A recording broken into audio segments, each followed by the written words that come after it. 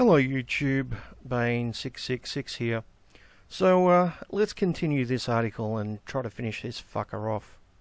Male privilege gives us the false idea that we are, in fact, better than women. Really? Well, in that case, feminism gives you the idea that women are better than men. And I use this article as the perfect example. Right? What was it you said before? Men are trash, right? Men are to blame for all the issues in the world. Women are just the innocent victims. Yeah. Good old male privilege. Next. Male privilege means that people of all genders are more likely to listen to us than to women. Yeah, that really depends on what the person is saying, isn't it? I mean, if the person is a victim of domestic abuse by a woman, or they're a rape victim of a woman, society isn't really more willing to listen to them, are they?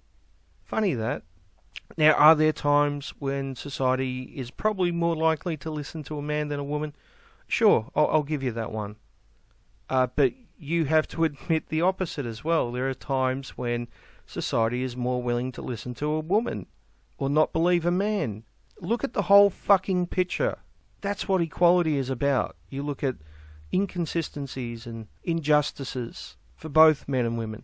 You don't just assume that men are evil and women are their victims. Well, I guess you do if you're a feminist. Next. Male privilege perpetuates rape culture on college campuses and all over the world. Okay, there is no rape culture, alright? Society is not a rape culture, although I will admit that there are rape cultures within society, and the perfect example of that is prison rape. Okay, what goes on in prisons is a rape culture.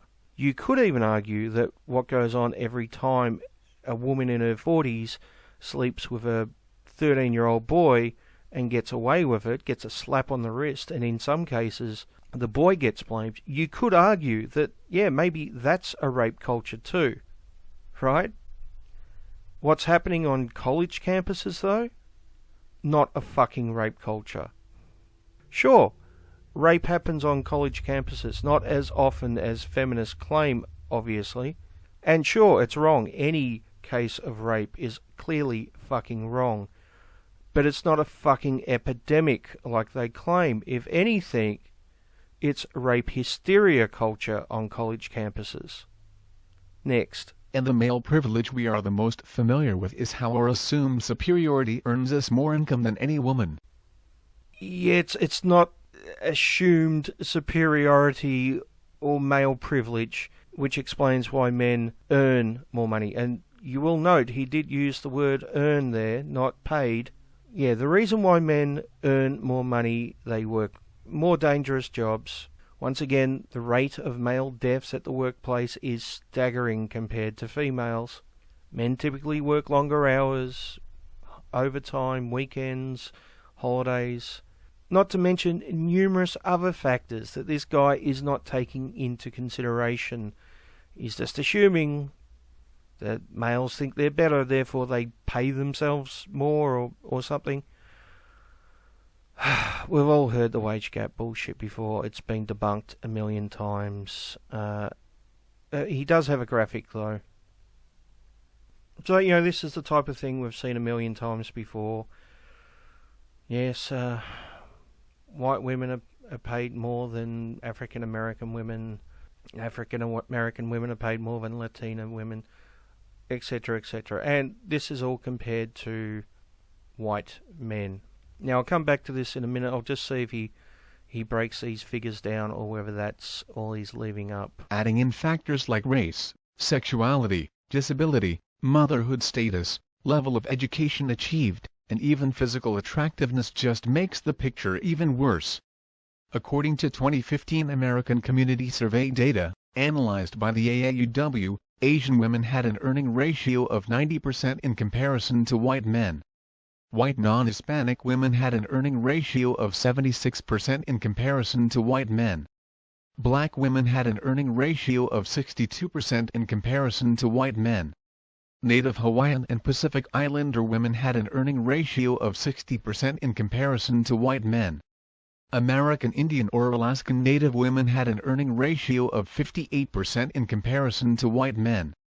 Hispanic or Latino women had an earning ratio of 54% in comparison to white men.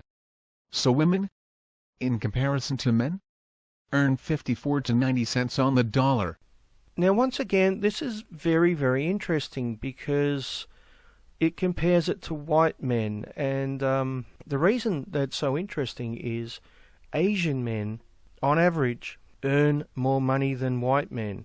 So if we are to conclude that there is this evil patriarchy which is oppressing white women and black women a little bit more, and American Indian women even more, etc., etc., then should we also not conclude that the patriarchy is oppressing the white man because white men earn less than Asian men?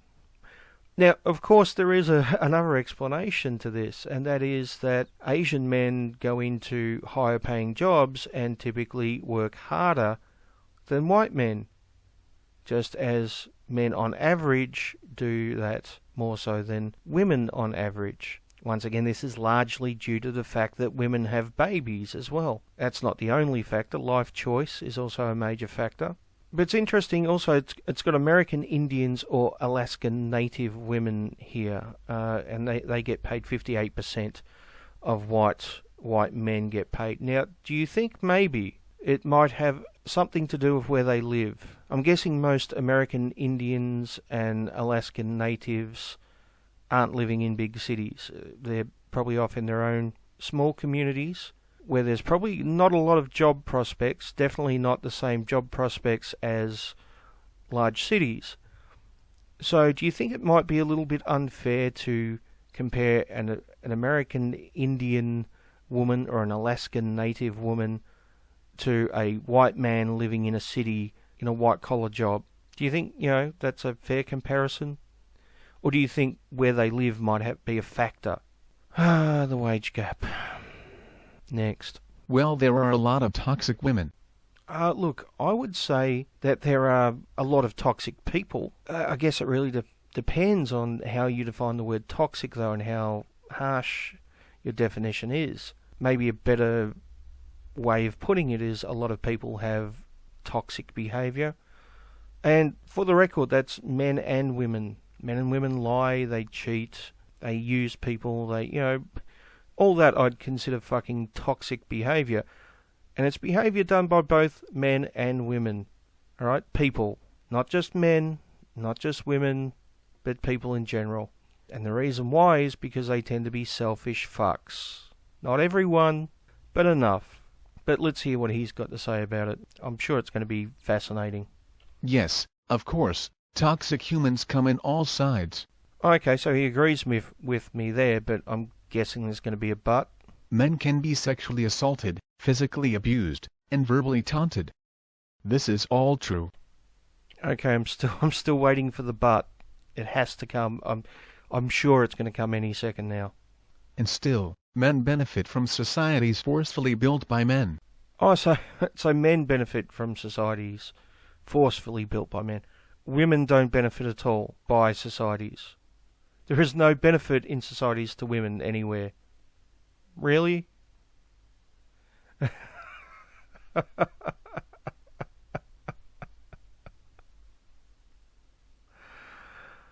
Oh, jeez. Next. Women have typically been excluded, as we see with the Founding Fathers of the United States of America, and this is doubled and quadrupled for women of color.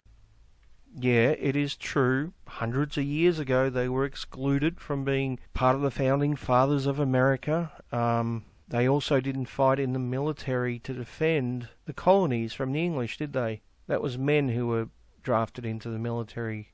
Once again, he's only looking at half the picture. Sure, in the past, men had some benefits in society. They also had a pretty heavy fucking cost. If you only look at the benefits that men had without the cost, then yeah, it seems fucking unjust. But you're only looking at half the picture. And besides, I thought we were talking about today here, not the Founding Fathers. And despite them being evil fucking misogynistic, white, straight men. I think they did a pretty fucking good job with the Constitution. And that's coming from an Aussie. Next. Women, and particularly women who present themselves in a feminine manner, do not have the benefit of male privilege. And do you know why they don't have the benefit of male privilege? It's because they have female privilege. Next. Even when men claim that a woman benefits from a masculine presentation or a queer identity, she is still a woman and is therefore seen as less than. Women cannot escape patriarchy. A recent example is Serena Williams, one of the world's greatest athletes. Period. Williams has been referred to as too masculine. There was once a debate over whether a horse should win Sportsperson of the Year over her. Okay, a simple question here. I haven't heard this a horse should win over Serena Williams thing before, but assuming it's true, were there men competing for Sportsperson of the Year as well? Because if they were, that would mean that the horse was competing against them as well and should win over them as well, even though they're males, presumably with fucking male privilege, right? Unless, of course, there were no male contestants in Sportsperson of the Year, which would be strange, correct? If, male privilege was really a thing. So you're looking at it as a horse versus a female as opposed to a horse versus everyone who was competing, including males. Once again, only half the fucking picture. And just today, she was referred to as Drake and Common's ex, as if the only reason that we should care about a world-renowned tennis player is because she once dated two men. What may seem trivial to some is not actually trivial. Women cannot escape patriarchy. So let's play a game. Oh, look, I agree that what happens in a person's personal life shouldn't really be a factor. We shouldn't be talking about who a sports person dates. I don't give a shit about that. It's the same with actors or anything like that. We should just concentrate on what they're famous for, sports or acting or whatever. But people like to gossip. In particular, women's magazines fucking love gossip. And do you think that this shit only happens about females? Are you fucking crazy? If I wanted to play this game that this guy's playing, I could just say, well, the recent revelation that Trump likes women peeing on him was only made because he's a male politician, and they wouldn't possibly dream of making up a story about a female politician being pissed on by males, would they? So clearly we're living in a matriarchy which is oppressing men everywhere, or some such bullshit like that. It'd be a fucking bullshit argument, just like this argument is. Next. Imagine living in a world where all of the power is decided by men. All of it. All of it. So not a modern-day democracy then, right? In this world, a woman can say, nah, forget all y'all, and still receive death and rape threats. Yeah, because only women get death and rape threats, right? And only from men, apparently. A woman would never do it to another woman, no. Or to a man. Or a man would never do it to a man. And apparently, in this guy's world, male politicians don't get death threats. I'm sure Trump has never had a death threat once, right? I'm sure that's never fucking happened. Not just online, but in person and across the world. Multiple women have been shot just for saying no to a man. Young women are persecuted for defending themselves and their families from the abuse of men, and trans women are killed merely for existing. These are not anomalies. The violence women face is not always physical, but the threat always exists somewhere. Yeah, sure. Some men are shit, right? And they're violent against women for no reason. Just as some women are shit and are violent against men for no reason. And some men are violent against men and some women are violent against women. It's all bad, right? Violence is wrong unless you're doing it in self-defense or the defense of another, you should keep your fucking hands to yourself. It's not only bad when a man does it to a woman. And because some men do it to some women, it does not mean that all men are trash, or all men are violent, and all women are victims. This is bullshit. Fucking bullshit. And it also excludes the fact that men are the primary victims of violence in our society. There's some more male privilege for you right there. But surely women have control within their own bodies, homes, workplaces, neighborhoods, cities, and workplaces, right? Well, typically men don't, do they? I mean, newborn baby boys definitely don't have control over their own bodies when they're being circumcised, for one thing. Yeah, and crime happens to men in their homes, workplaces, neighborhoods, cities, etc., etc. Apparently it doesn't count when it happens to men, though. Nah. Even when women fight against the world to maintain steady control over their own lives, men pop up. Those evil fucking men just always popping up. Fucking patriarchy. We don't stop. Even if women move to remote locations, we legislators, read, decision makers, legitimizing violence against women. And on top of the violation of personal space wherever they go, they may also come from a long line of ain't shit daddies, uncles, cousins, and partners. Add peeping toms, pervy bosses, and inappropriate hollering at the gas station. That's you. It's that inappropriate hollering at gas stations. Wow, that's pretty bad. It's geez, it's almost convincing me to be a feminist, to be honest. I mean, it's obviously a lot more severe than having your genitals cut soon after birth. Just get in there with a scalpel. Clearly having someone yell something inappropriate at you at a gas station is a much bigger violation of human rights than, circumcision, which obviously is a male privilege, has to be, because nothing negative ever happens to men, according to this guy. So, yeah. The poor women's. What can we do? The world we imagined, that's the world we all inhabit today. So yeah, I think more men need to understand why women would never want to interact with any man, whether that's based in personal vendetta or patriarchy. Now, this is written by a black man. Now, imagine that a similar article was written by a white supremacist instead of a female supremacist. And he quoted, crime statistics of African Americans or whatever. The rate of gun deaths or whatever. You've all heard the stats. And then concluded that, white people should be able to get away from black oppression and that white people should have a right to hate blacks based on nothing more than the fact that they're black, and referred to them as trash and etc., etc. All the things that this guy is doing to an even bigger and more diverse demographic, what he's doing to men.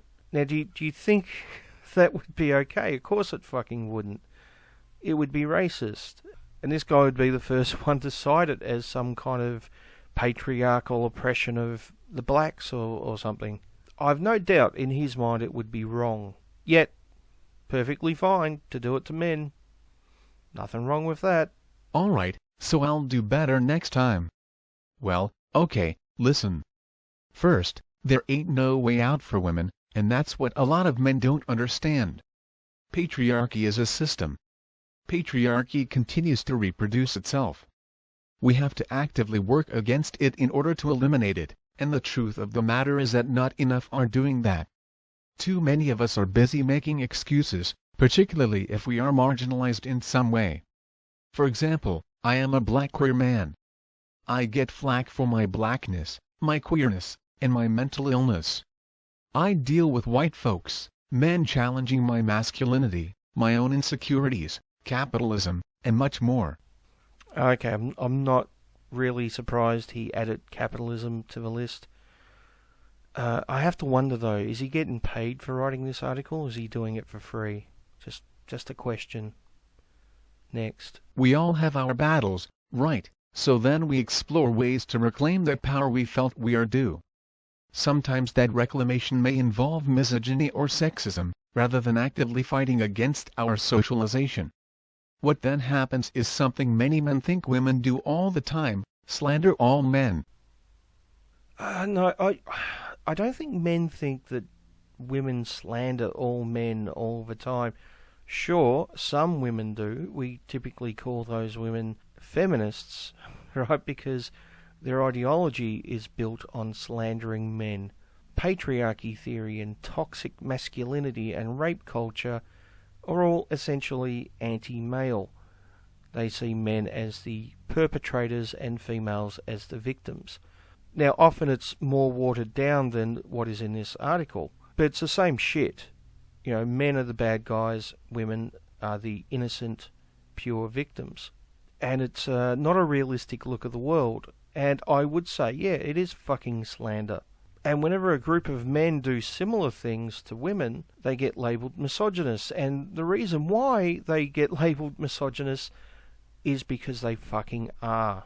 This is a massive double standard. If they're wrong for saying that kind of shit about women, for generalising about women, then feminists are fucking wrong for doing exactly the same thing to males and masculinity. Stop the fucking double standards and the female supremacy bullshit. Next. But here's the thing. It's not slander if it just so happens to be true, and it is not untrue just because a few of us stopped or never acted like that. But it is true if a self-hating mangina like yourself says it's true, right? and what's the evidence that you've supplied? The fucking wage gap and one-sided arguments which only take into account females as victims and males as perpetrators. Fucking fantastic job you've done here of proving your case. Absolutely fucking amazing. Next.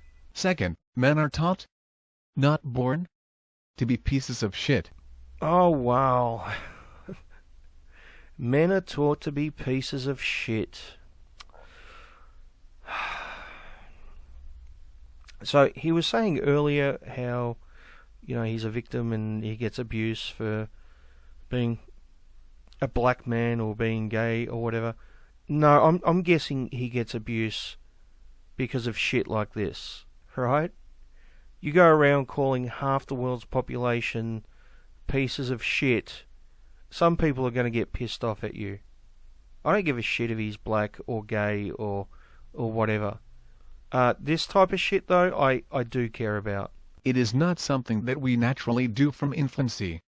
We observe gender relations in our homes, at our schools, in our churches, on TV, in films, and more.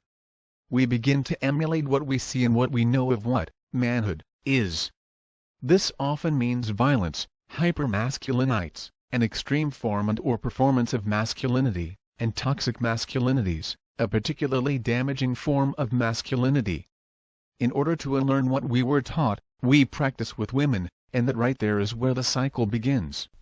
In order to unlearn what we were taught, we practice with women, and that right there is where the cycle begins. What the fuck does that even mean? So on our way to become better men, many marginalized groups have to deal with our learning process, bearing the brunt of the weight. Okay, so what he's saying is that even enlightened men like himself, right, not like the masses of men who are just pieces of shit, but the enlightened men like himself are still faulty. Even the ones that have seen the light, the divinity which is women, and yearn for that divinity, they still fall short of it because they're only men. Yeah, fantastic. In this case, it is most often women, femmes of all genders, non-binary folk, and queer folks. Learning requires test subjects, and those test subjects are the recipients of all of the mistakes we have to make in order to unlearn the oppressive ways we interact with women and treat them as objects, not humans. However, women gotta deal with the bullshit since birth, during girlhood, during adolescence, during youth, and in old age. So even our elders have to repeat the same exhausting cycle of learning and unlearning from their potential partners, children, grandchildren, and the random men who just keep popping up. And let me tell you, patriarchy has not disappeared and won't disappear anytime soon. All genders are socialized into the same system that teaches men to be shitty. So even if our communities combat all of the things that make women's lives hell, everything around us teaches us that men are better than women in almost every damn way. We learn this from a young age and it just does not stop. Is it just me, or does this sound like something from a cult? I don't know, maybe it's just me. This process never ends. Women gotta deal with it their whole lives. There might be some hope though. Being black and being queer does not exclude me from benefiting or perpetuating oppressive systems. But I can personally say that I am a much better man than I once was. Become a male feminist. You too can become a better man through self-hate and loathing. Next. That's the direct result of my mom, sister, friends, formal teachers, informal teachers, neighbors, chosen family, people online, and a lot of self-discipline. Tangible solutions for improving the well-being begin with listening to women first. Yeah, somehow I get the feeling you only listen to women. What do they need? How can you help, and how can you act on it? We can directly pay women a fair wage for their emotional, physical, sexual, and intellectual labor. We can give them gifts and words of affirmation when possible. Treat them as superior, in other words, you mean. Okay. We can apologize for being shitty human beings. And we can listen. And we can listen and shut up. And we can listen and shut up and do better, rather than complaining about how different we are. And ultimately, we must remember that no dollar amount, extraordinary hug, or cheesy smile can make up for being shitty to women in the past, present, or future. Women don't have to like us, and history shows us that they have a right to hate us.